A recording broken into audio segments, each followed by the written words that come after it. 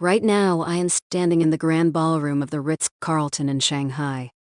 The air is a weather report of 68.4 degrees and the scent of expensive lilies and ozone.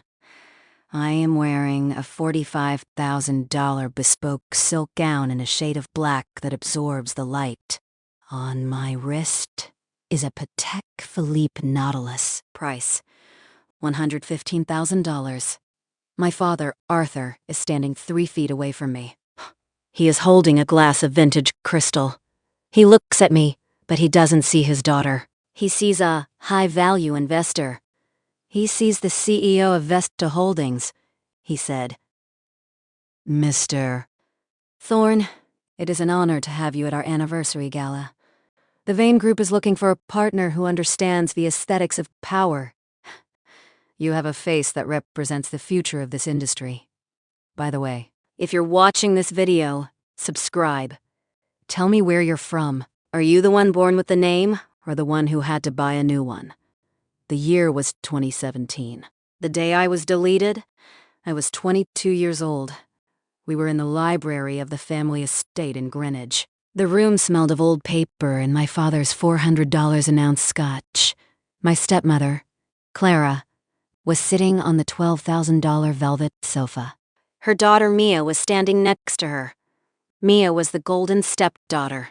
Self-discovery trip to Paris. Mia got the $85,000 Mercedes for her graduation. Mia got the title of creative director at my father's firm. I got a single 30-gallon black trash bag. I got a notice of disinheritance printed on 24-pound bond paper. I'd had a microaggression that tasted like copper in my mouth.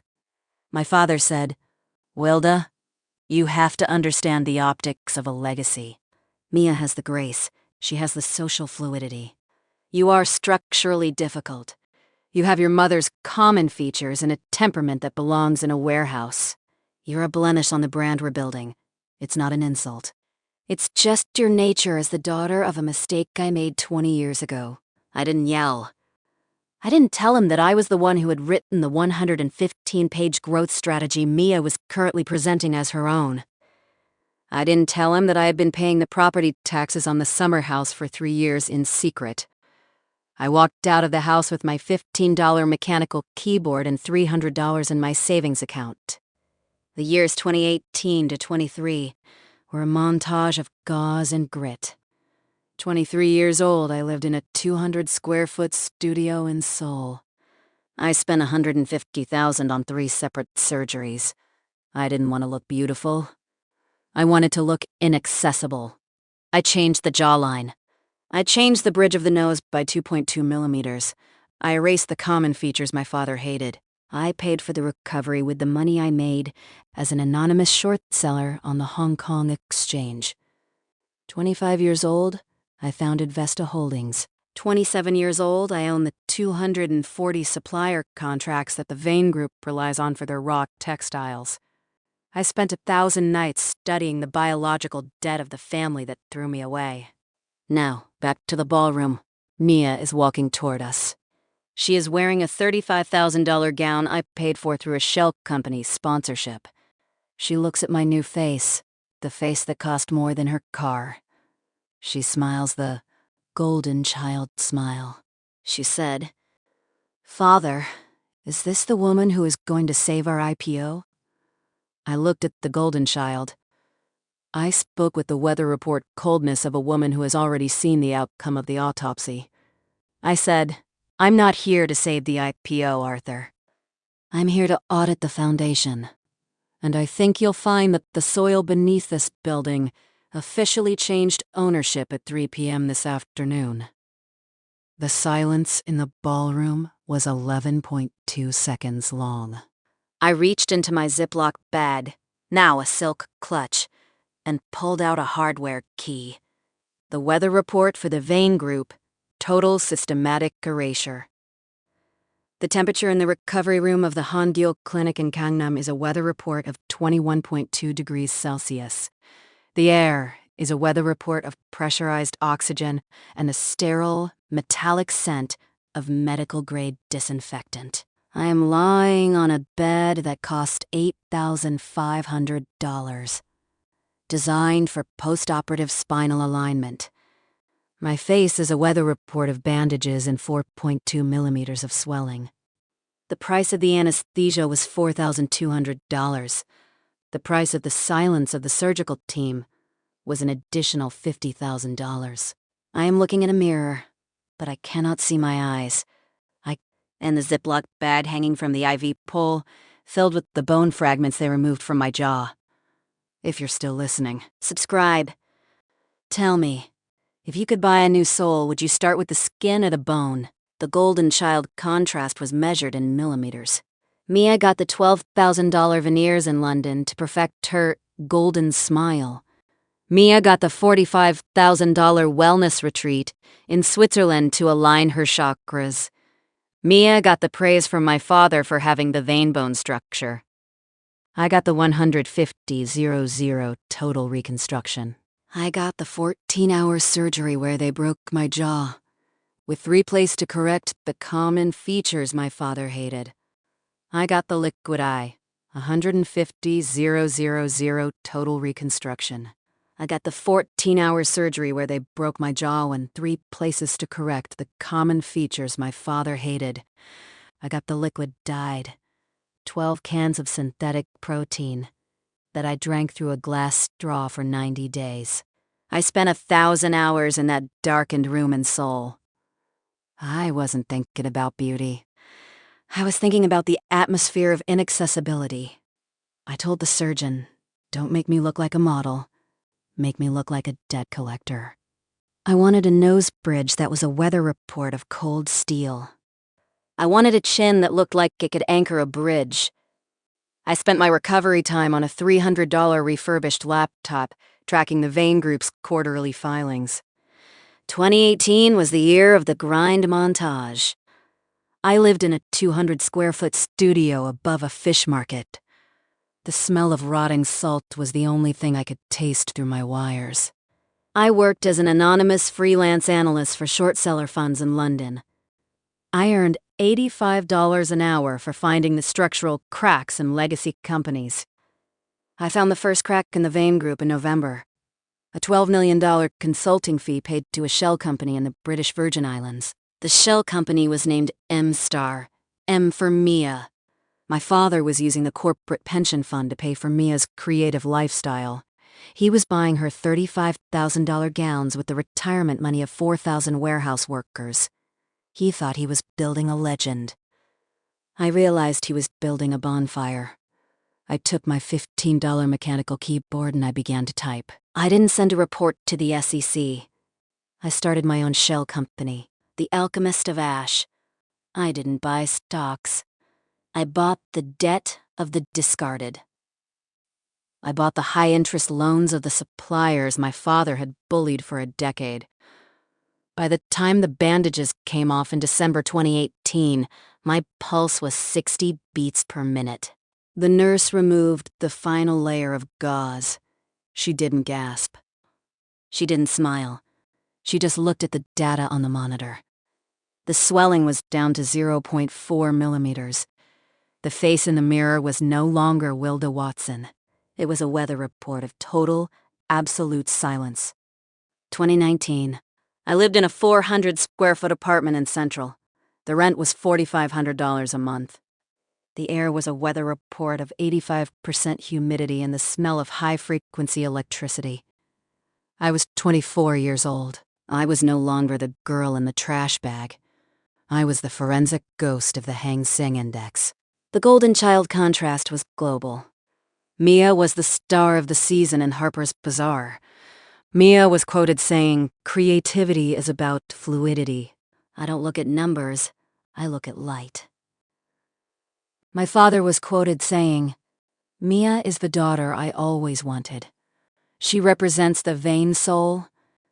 I got the $4.50 egg and cheese sandwich I ate at my triple monitor setup at 4 a.m. I got the bloodshot eyes from the blue light of the trading floor. I got the $20 Casio watch that I synchronized with the opening bell of the New York Stock Exchange. If you're watching this, subscribe. Tell me, is it better to be the soul of a lie or the number of the truth? The grind montage of Hong Kong. Night 100. I identified the 240 suppliers my father was over-leveraging. Night 400.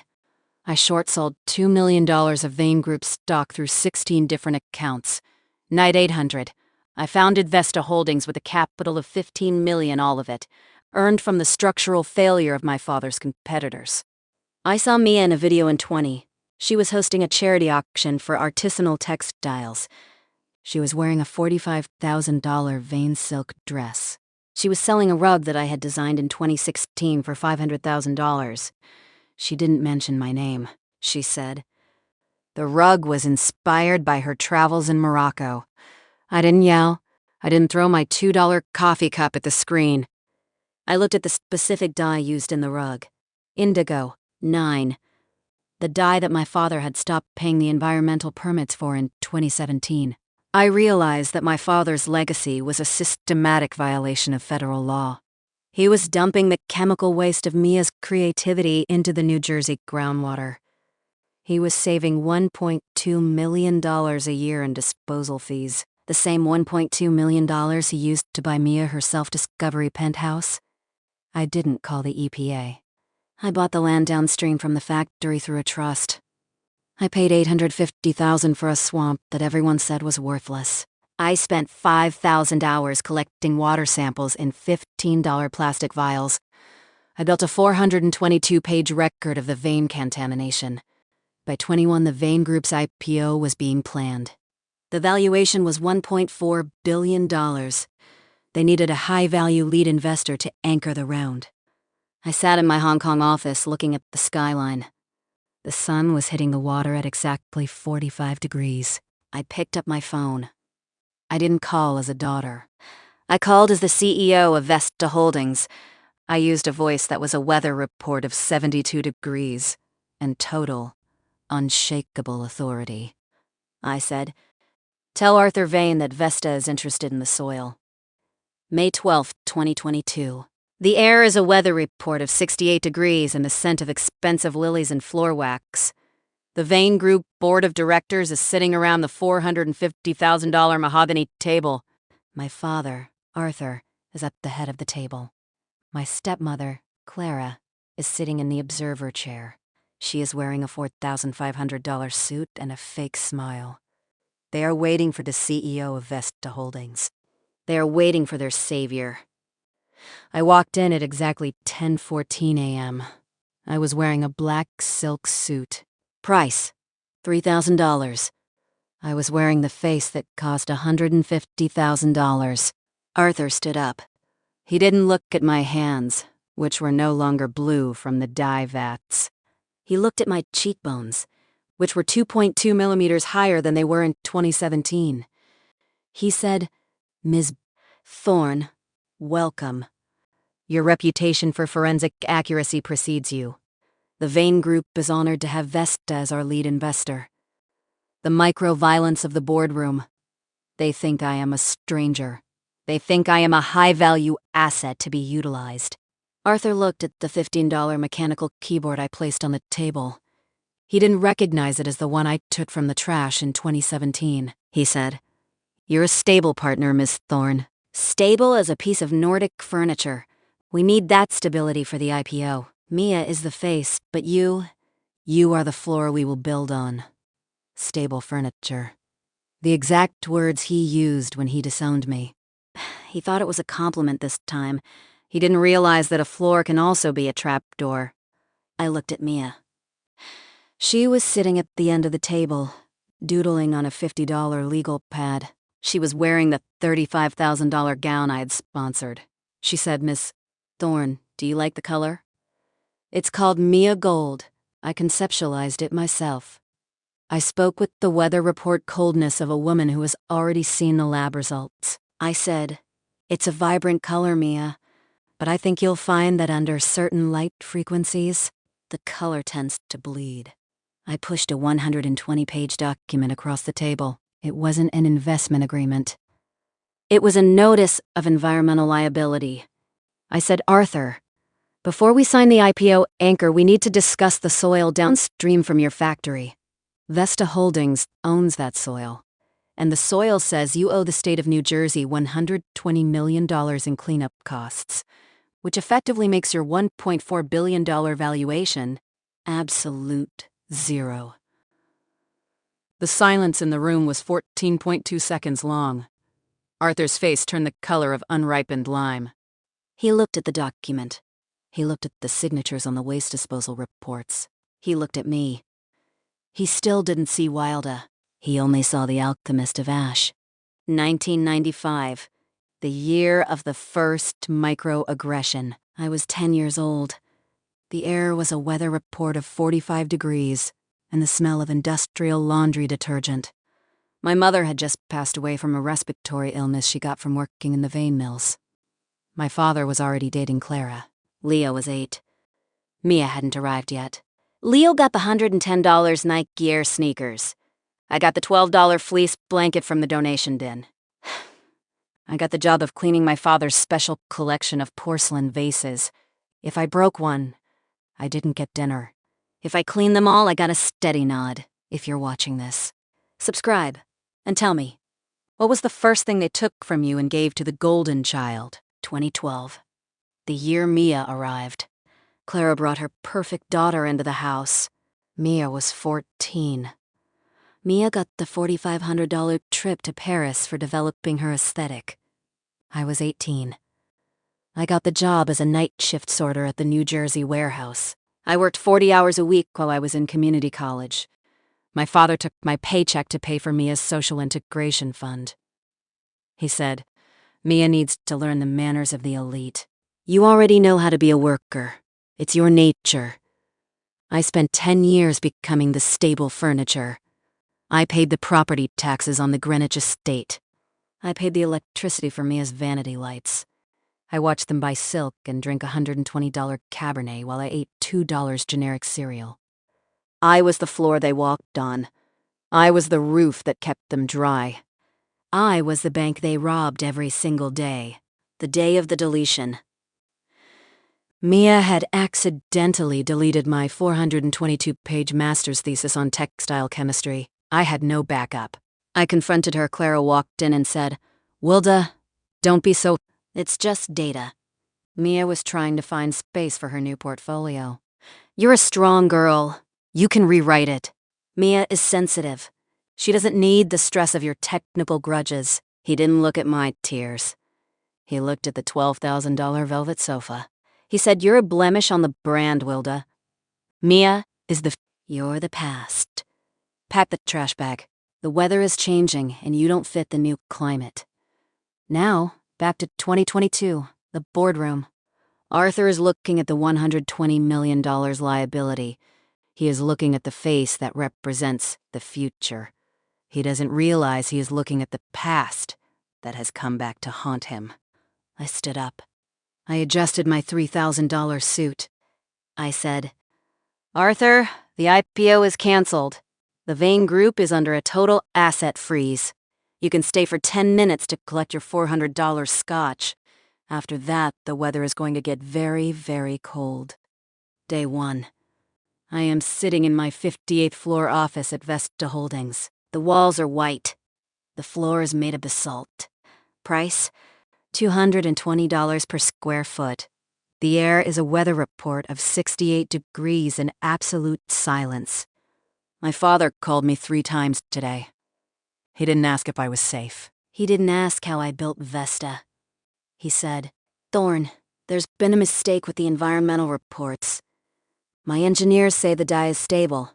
Tell the regulators it was a misunderstanding. I'll give you 10% equity for free. It's for the sake of the industry. Don't be the person who ruins a legacy over a swamp." The legacy he refers to as a landfill. I didn't tell him that I was the one who had bought his engineer's loyalty. I didn't tell him that the misunderstanding was a 422-page forensic fact.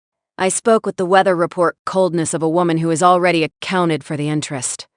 I said, "The industry is fine, Arthur. The Vane Group is the only thing that is rotting. Visionaries are supposed to provide their own clean water. Handle it. If you're still listening, subscribe. Tell me, what is the exact second you realized your family loved your silence more than your heart? Day 15. The Vane Alpha launch was officially retracted by the FDA. The reason? Presence of unregulated synthetic dyes in the fiber matrix. The same dye I had warned him about in 2017. The stock price for Vane Group hit $1.20 in the pre-market. Arthur lost $400 million in personal net worth in 180 seconds. Day 20. She wasn't wearing a $4,500 Chanel suit. She was wearing a trench coat from a discount store. She sat in my $1,200 chair and looked at me like I was a technical glitch. "Wilda," she whispered. I didn't blink. I said, "My name is Elena Thorne, CEO of Vesta." She said, "Mia is in a fragile state. The press, they're calling her a fraud. They're calling your father a toxic tycoon. Just give us the $2.5 million to settle the lawsuit. Families shouldn't treat each other like strangers. She wants the benefits of blood without the cost of the DNA. She wants the stable furniture to come back and hold up her crumbling ceiling." I stood up. I handed her a $12 apron with a bleach stain on the left pocket. The one I wore in 1992, 2012, at the warehouse. I said, "The rent is due on the 1st, Clara. Landlords don't do family discounts. And I've already bought your summer house in Greenwich. You can stay for 10 minutes to collect your manifesting crystals. After that, the weather is going to get very, very cold." August 2023. The Global Textile Summit in Paris. The air's a weather report of 55 degrees and the smell of industrial ozone and high-end perfume. Thorne Global, now Vesta Textiles, is the keynote speaker. I am standing on a stage made of recycled glass. Price: $250,000 for the installation. Arthur and Mia are in the front row. They aren't visionaries anymore. They are creditors. They are looking for a white knight to save the Vane name. I didn't make a speech about vision. I didn't talk about aesthetics. The light hit the white wall of the summit hall. I showed the $18,400 in credit card fraud from 2008. I showed the fake thesis Mia had presented in 2017. I showed the $312,000 in diverted pension funds. And then I showed the video of the boardroom meeting. The part where Arthur called me stable furniture. The kind of silence you find at the bottom of a well. The CEO of the global conglomerate, a man named Henderson, stood up. He didn't look at Arthur. He looked at me. He said, "Miss Thorne, Vesta has the logic. The Vane Group has the ash. The merger is canceled." His face was a weather report of a fire that had been put out with sand. "You destroyed the family, Wilda," he whispered. I stood up. I straightened my $3,000 silk suit. I said, "No, Arthur. I just audited the family. And the balance was zero." September 2023. The weather report for Greenwich card. It's wind chill, -5. The Vane estate is officially a legal tomb. The locksmith arrived at 10 a.m. I watched them change the codes. The new code is the date of my surgery in Seoul. Mia is standing on the sidewalk. She is carrying a 30-gallon black trash bag. Inside is her life. 3 silk gowns, a $5,000 watch that no longer ticks, and her manifesting crystals. She looks at the house. She looks at the peeling paint on the porch. She looks at me in my black Volvo. "Where am I supposed to go?" she screamed. "I'm the face of this family." I looked at her like I was reading the nutritional label on a box of generic cereal. I said, "The face has been liquidated, Mia. You can move into a studio in the city. The rent is $1,400. It'll be good for you to finally be independent, instead of leaning on a blemish for a roof. If you're still listening, subscribe and tell me. When the throne is gone, does the golden child still look like a queen? Arthur is working as a night security guard at a warehouse in Long Island City. The warehouse I used to work in. He earns $16.50 an hour. He wears a gray uniform. He doesn't have a $400 an ounce scotch anymore. He drinks 75-cent bottomless coffee in a diner. He tells the other guards he used to own the skyline. They laugh at him. They call him the ghost of the gavel. She took the silver sedan. She took the $4,500 Chanel suit. She didn't leave a note. She just left a void. 2024. I am standing on the terrace of my villa in Tuscany. The sun is hitting the 500-year-old stone at exactly 45 degrees. The Vesta Collective is now 4,000 people strong. We don't buy houses for our families. We buy freedom for the discarded, the engineers, the sorters who were edited out of the history books. I have a trust, but the only beneficiaries are the people who actually work the soil. The Vane Group is a footnote in a business textbook. It is taught in a class called The Mechanics of Hubris. I reach into my pocket. I find a Ziploc bag with a $15 mechanical keyboard key, the Enter key, the one I used to file the final audit. I walk to the edge of the terrace. I don't throw it. I place it on the stone ledge. It is a piece of furniture now. Sturdy, quiet, unremarkable. My weather report: clear skies, visibility, pulse, 60 beats per minute. I am Elena Thorne, the daughter of no one, the owner of the future, and the void is finally a legacy. October 12th, 2024, the 7-year anniversary of the deletion. I am back at the Ritz-Carlton in Shanghai. I am standing at the same spot where I stood in part 1. The air is a weather report of 68.4 degrees and the scent of lilies and ozone. Arthur is there. He is working as the cloakroom attendant. He is holding a $45,000 bespoke silk gown. A gown belonging to one of my partners. He took the gown and handed her a plastic tag. He didn't look at her face. He looked at her shoes. He said, "Have a nice evening, ma'am." He recognized the walk. He recognized the rhythm of the pulse. 60 beats per minute. He dropped the plastic tag. "Wilda?" he whispered. I didn't stop. I didn't look back. I spoke with the weather report coldness of a woman who has already reached the sea. I said, "I'm sorry, Arthur. The blemish has been removed. Check the optics. The room is finally clean." I walked into the light. The 90s are a memory. The 2000s are an archive. And for the first time in 2 lives, the air is finally silent. May 12th, 2025. The air in the basement of the New York Municipal Archive is a weather report of 64.2 degrees and the scent of decomposing cellulose and high-acid paper. The humidity is kept at exactly 32% to prevent the records of the 1970s from turning into dust. I'm standing in aisle 42, Section B. I am wearing a $3,500 charcoal wool overcoat and $15 surgical-grade latex gloves. I am looking at a microfilm reel labeled Vane, Industrial, 1974. If you're still watching, subscribe. Tell me, when you dig up the past, are you looking for a treasure, or are you looking for the burial site?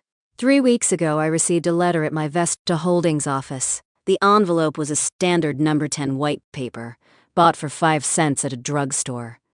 Inside was a Polaroid photo of my father, Arthur. He was standing in front of a collapsed construction site in Queens. The date on the bottom was July 14th, 1974. On the back, a message was written in the same golden child cursive Mia used. "The foundation was always hollow, Wilda. You didn't destroy the Vane name. You just revealed the cracks that were already there. I'm starting Vane Resurrection. I have an investor. He says your Vesta 9-feet fabric patent is a violation of a 30-year-old family trade secret. See you in the courtroom." The investor was a man named Julian St. Clair, a man who specializes in buying the dead of fallen empires to sell the scrap metal of their reputations. They think they found the original sin of my empire. They think they can prove I stole the technology from Arthur's old business files. I looked at the microfilm. In 1974, my father wasn't a prophet of aesthetics. He was a site foreman for a concrete company in Brooklyn. I found the record of the Queens disaster, 3 workers died when a parking garage collapsed. The foreman was cleared of all charges because he provided a signed safety report that proved the steel was faulty. But the signature on that report wasn't the steel inspector's. It was a forgery. I recognized the A in the signature. It was the same A my father used when he signed my $18,400 credit card debt in 2008. This is the golden child logic across 2 generations. The father built his career on a forged safety report. The daughter built her vision on a stolen thesis. And now they wanted to sue me for violating a legacy of theft. I didn't burn the microfilm. I didn't call my lawyers. I made a high-resolution digital scan. I sent it to the families of the 3 workers who died in 1974. I included a $500,000 legacy reparation from the Vesta Community Fund. The weather report for Arthur Vane's resurrection? Total extraction. June 15th, 2025, the weather report for Manhattan. Sleet, wind chill, -5. The humidity is 92%. Mia is standing inside a pawn shop on 8th Avenue. She is wearing her last $35,000 Vane silk gown under a trench coat she bought at a charity shop for $12. The silk is stained with the gray silt of the New York subway. The left sleeve has a permanent tear from when she left the Greenwich estate in a hurry. She's holding a $115,000 Patek Philippe watch, the one Arthur bought for her as a creativity bonus in 2019. The pawnbroker is a man with a $15 Casio and a mind like a forensic ledger. He looks at the watch through a 10x magnifying loupe. The movement is 18K gold, he says. His voice is a weather report of flat indifference. But the serial number has been flagged in a corporate bankruptcy liquidation. This watch technically belongs to the Alchemist of Ash Trust. I can only give you $500 for the gold weight of the casing until the exact price of the self-discovery fund Arthur gave Mia for a single lunch in Paris. The exact price of the first month of my interest on the $18,400 debt. Mia didn't argue. She took the 5 $100 bills with trembling fingers. She walked to a grocery store on the corner. She bought a 4.50-cent egg and cheese sandwich and a $2 bottle of water. She ate it in the dark of a Port Authority bus station. If you're still listening, tell me, does the golden child still taste like gold when the money is gone? I watched her through the security feed of the bus station. I was sitting in my 58th floor office at Vesta Holdings. The air was a perfect 72 degrees. I wasn't looking for revenge anymore. I was looking for the biological bottom. I wanted to know if a person built on an aura can survive when the light is turned off. Mia finished her sandwich. She threw the wrapper into a galvanized steel trash can. She didn't cry. She pulled out a 15-cent bike pen from her bag. She started drawing on the back of a bus schedule. She wasn't drawing a vision of a new silk collection. She was drawing a floor plan for a 400-square-foot studio with a solid foundation. I realized then that Mia had finally become a worker. And as a worker, she was no longer useful to the ghost of my father. I reached into my pocket and found my $15 mechanical keyboard key, the Enter key. I placed it on my desk. The weather report for the Vane bloodline. Absolute 0. August 2025. I am back at the Greenwich estate. But I'm not in the library. I'm on the 13.5 floor, a mezzanine level I discovered during the structural audit of the property. It is a space between the primary steel beams where Arthur Vane kept the concrete files. The air is a weather report of 58 degrees and the sound of the high-speed cooling fans. The smell is stagnant ozone and old paper. I found a color-coded tabbed binder in a fireproof safe. Inside was the biological debt of the Vane family. 1995. Arthur Vane's medical records.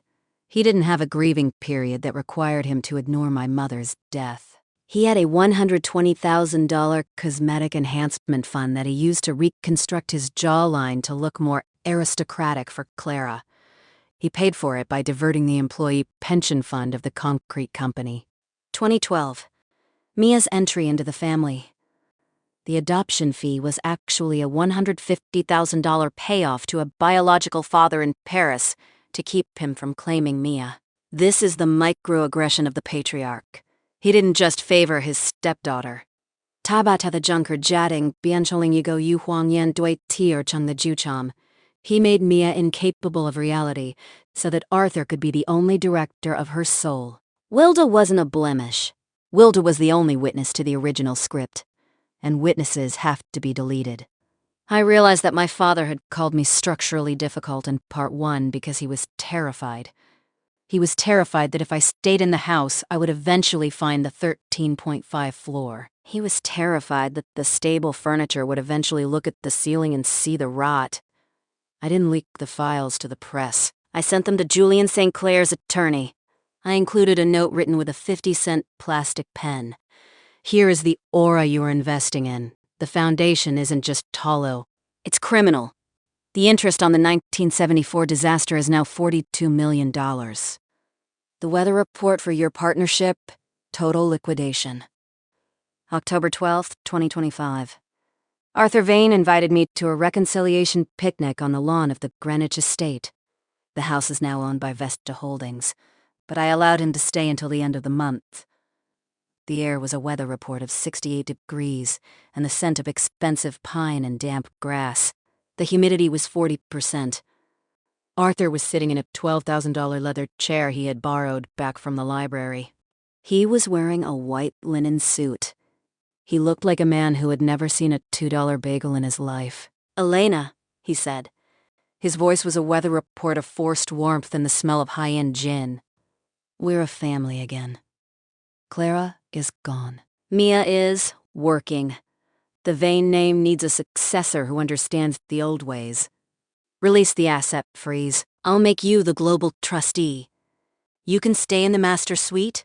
You can stay in the laboratory. Just let me handle the optics. Don't be the daughter who holds the debt forever. It's so unrefined.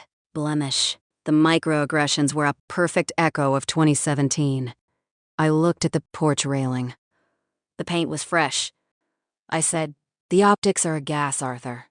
They expand to fill the room, but they have no weight. In 1974, you traded the lives of 3 men for a jawline. In 2017, you traded my life for a vision. Why would I want to join a family that values the paint more than the wall?" The silence on the lawn was 12 seconds long. I could hear the ice melting in his glass. Arthur looked at me. The weather report in his eyes changed from sun to blizzard. "You are a monster, Wilda. A cold, technical monster. You are the soil that refuses to let the flower grow." I was wearing a $12 hoodie I had kept from my dishwasher days. I said, "The soil doesn't refuse the flower, Arthur. It just stops feeding the weeds." The $42 million reparation check was cashed this morning by the Queen's families. The Vane estate is officially insolvent. You can stay for 10 minutes to collect your linen suits. After that, the locksmith will be here to chain the door. I walked away. The weather was clear. Visibility, infinite. January 12th, 2026. Vesta Holdings has expanded. We aren't just in New York and Hong Kong. We are in the global textile futures market. The air in my office is a weather report of high-frequency faxes and the smell of Industrial Fixer 9. I am 31 years old. I am managing the Mulberry Blight Protocol. Julian St. Clair, the man who tried to invest in my father, is now my competitor. He is selling NeuroSilk, a digital frequency that promises the aura of silk without the need for actual worms. He called me on my landline. "Elena, the era of the independent weaver is over. The world doesn't want integrity. They want hyper-reality. I'm here to buy your trust for $2 billion. Not because I want to use it, but because I want to archive it. You are a brilliant relic, Elena. A ghost of the analog age." I spoke into the receiver. My pulse was a steady 60 beats per minute. I said, "Julian, you're selling a frequency. I'm selling the dirt. And a person who doesn't own the dirt will eventually find their signal blocked." The global financial crisis was a weather report of total systemic failure. While Julian was buying up digital patents, I was buying the arid land. I spent $120 million on 14,000 acres of mulberry soil in China that everyone said was dead. I knew the monsoon cycle would change. I knew the worms would return. Julian got the $500 million bailout from his venture capital firm. Julian got the Visionary of the Century cover on the business journals. I had a 200-square-foot lab in a shipping container in the middle of a desert. I had a $15 mechanical keyboard that I used to write the soil regeneration algorithms. March 15th, 2027. The Vesta Global headquarters is now a 500,000-square-foot facility in the Swiss Alps. The walls are 24 inches of reinforced basalt. Price, $1.2 billion. We don't weave with hands anymore. We weave with liquid gravity. The golden child of 2027 is a man named Leo Sterling. He is a prodigy who believes that texture can be reduced to a binary string. He is the chief aura officer for Julian St. Roe. Claire. Leo got the $12 million seed round. Leo got the TED Talk where he claimed that nature is a technical debt. I got a chronic headache from the blue light of the monitors. I got a $4.50 egg and cheese sandwich that I ate while watching the liminal decay of Leo's data. I saw Leo in May 2026 at a summit in Basel. He didn't recognize me. I was wearing a gray lab coat and a medical mask. Leo was showing the digital silk to the CEO of a social media platform. He said, "Look at the stability. Thorn has removed the Elena Thorn bitterness. We have created pure desire. That is a microaggression. He thought my bitterness was a bug in my design. He thought my 20 years of picking mulberry leaves was a biological inconsistency. He didn't look at the water in my glass vial. If he had, he would have seen that every 4.2 seconds, the liquid changed its molecular vibration to match his own heart rate. I stayed silent. I looked at the high-frequency arrogance of his hoodies. I knew that the math he was so proud of was exactly 12 months away from a total systematic collapse. September 12, 2028, the anniversary of the deletion. I am sitting in a virtual reality boardroom. I am wearing a headset that cost $15,000. Julian's, Claire and Leo Sterling are there as digital avatars. Their skins are smooth. Their eyes are perfect. If you're still watching, subscribe. Tell me, is a ghost still a ghost if it lives in a machine? Julian's avatar spoke. His voice was a weather report of digital compression. Elena, Vesta's down to 12% market share. NeuroSilk is the future. Just sign the legacy transfer. We'll let you keep the Tuscany villa. We'll let you keep the 422-page notebook.